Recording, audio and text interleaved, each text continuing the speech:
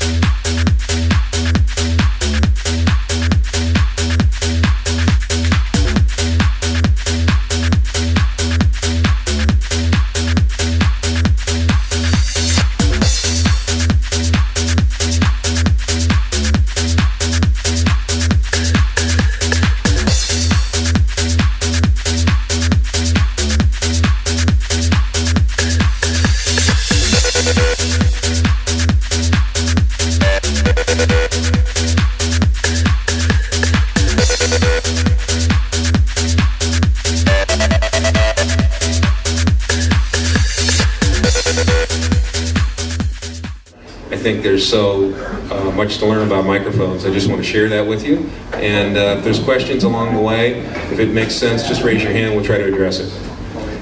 Then I'm also going to ask a couple of our talented Easy Music folk to maybe sing. It's nice to hear a microphone with a spoken word. It generally gets the job done. But as we get into the more expensive microphones, if we have a voice that is singing, you'll hear why that instrument sounds so good.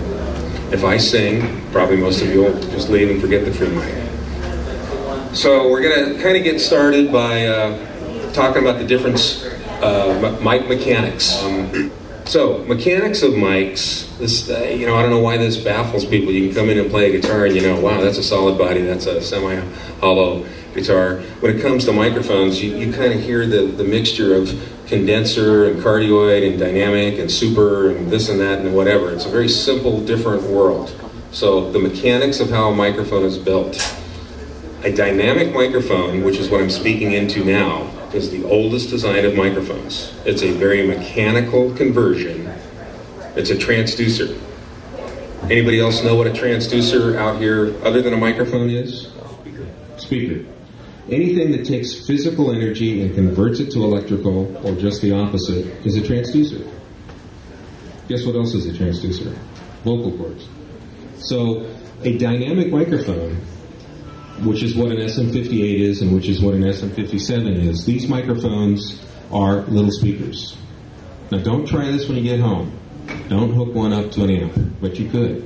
And you will have sound come out of it. It is a voice coil, it is a magnet, and it does have a diaphragm that when I speak into that diaphragm, it gets louder because it's mechanically getting pushed harder, so hard it can pop. People say, what's the difference between a 57 and an SM58? This has a grill that protects it from a fall, and it also has foam in that grill so it doesn't pop as much. Dynamic microphones need to have either the person very much aware of that or just give that person an SM58. A lot of people can sing in a 57 because they know to keep 2 or 3 inches away. Okay, Billy Squier was famous with a 57, without a windscreen in some cases. But for most applications, you can get too close to this dynamic microphone. Eddie Money, a guy that really uses that 58 and gets down on it, because if you get on that diaphragm, it's going to sound much more raspy. Okay? Trust me, there's a lot of us that need that kind of approach to the dynamic microphone. This microphone, as you're all hearing, is the most famous microphone in the world. You know why? Because it'll work with all of your voices. I don't know your voices, I haven't heard them, but trust me, as I move up the river here in microphones, they become more and more difficult to assimilate the usage of that mic with your voice. If I have a show to do, if I have an opening act, you're always going to see 58 used. Is that kind of commonplace? Everybody knows that? And those of you who run FOH, EQing a microphone, when you get a 58 with anybody's voice, you kind of know how to work a 58. It has a presence peak. You can hear that. What I mean by that, about 7K, it bumps up, so it enunciates a little bit better. A 57, if I told you it was the same capsule that didn't have that presence peak and didn't have that pop filter, that's how you make a 57. This microphone is flatter. You hear my voice as it sounds. This microphone cuts through a little bit. Everybody hear that? Or is it just me? Question? So the difference between the 57 and 58 is more than just that windscreen or that screen in the front. They're actually the same mic. This one has the grill and the foam and a presence peak. This is a flatter mic. That's why we say it's an instrument mic, or for someone that knows how to sing. So, if you know how to place a microphone on an instrument, there's much more to the placement of the mic on the speaker or the drum than it is the style of mic or the brand of mic or the type of mic. If I gave you the best mic in the world for a drum and you didn't know how to place it, or if you didn't know how to put it in front of a guitar speaker, it wouldn't do you any good in the world. Really, to learn the differences of the style of microphones will just help you place it down the road later. That might have been clear as mud. But dynamic microphones are our simplest form of mic. They can be used on any kind of voice. The next mic that we have is a condenser. What do we hear? Paul's nasally voice. This is going to give you a much more realistic sound. If you were up on stage with me right now, you would hear that this condenser mic sounds like my voice. A condenser microphone is an electronic version with a diaphragm over a pressurized airspace into its output. So this microphone gets to just live and breathe very light.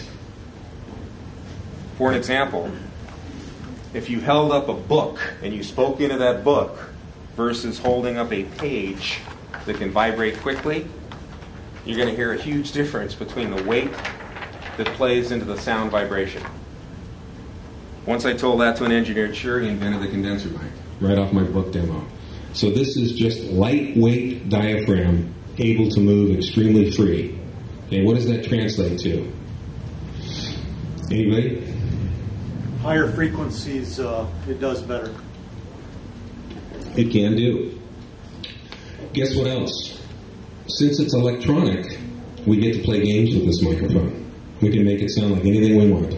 There's a preamp in there, and I can adjust it. I can make an SM86 be a microphone that someone that uses an SM58 and is kind of used to that 58, he can move into an SM86 and feel real at home with it. And that's what we did. We just made a 58 a little bit better with today's technology. But the important point that you want to realize is that when you get into the mechanics of microphones, dynamic microphones are heavy. It's like speaking into that book. If you put it close to a bass drum acoustic vibration is going to, the sound pressure of that head is going to push into that microphone. Some people like that. A condenser microphone, just by the way it's built, is going to sound more natural. It's going to be free in space. So, condenser microphone is going to be much better for what? Good voice, ukulele, drums, flute, cello, anything that's natural.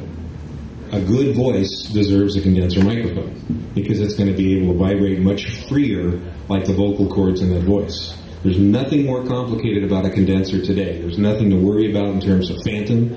Who doesn't have phantom on a mixer? You don't have to worry about batteries. You don't have to worry about durability. You know, when I grew up, condenser microphones were locked in a cage. Don't touch it unless the engineer comes out. And the two guys would carry this thing over like a baby. And, you know, those days are gone. They've been gone for 20 years. Condenser microphones should be in everybody's voice today unless you need to have that kind of oomph.